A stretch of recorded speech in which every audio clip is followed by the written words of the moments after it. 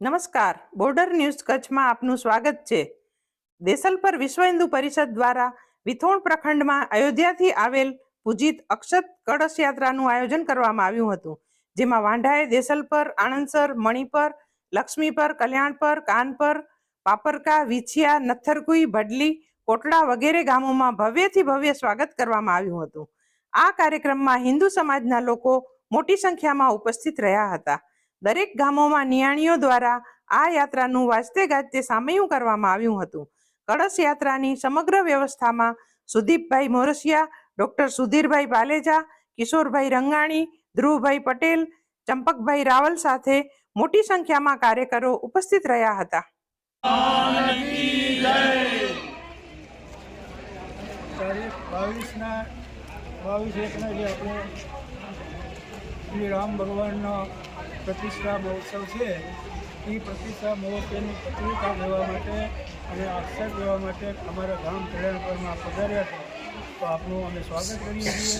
અને જે કાંઈ પ્રતિષ્ઠા આપણે જેવી રીતે બીજા આપણા લક્ષ્મીનારાયણ ભગવાનની પ્રતિષ્ઠાનો દિવસ હોય ને ઉજવીએ છીએ, એવી જ રીતે આ પ્રસંગ આપણે આખા ગામના જેટલા હિન્દુ છે, હિન્દુઓ બધા સાથે મળી અને આ પ્રસંગ આપણે ઉજવવાનો છે.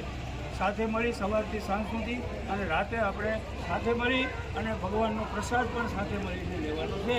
અને અમે લેશું એવી આજે હિન્દુ વિશ્વ હિન્દુ પરિષદ RSSના જે કાંઈ ભાઈઓ આપણી પાસે આવ્યા છે એને અમે ખાતરી આપીએ. બરાબર.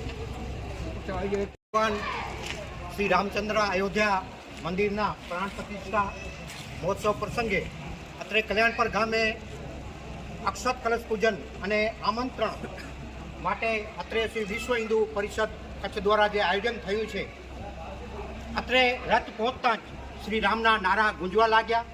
સાથે અક્ષત કલશ પૂજન અને ભગવાન શ્રી રામની આરતી કરવામાં આવી.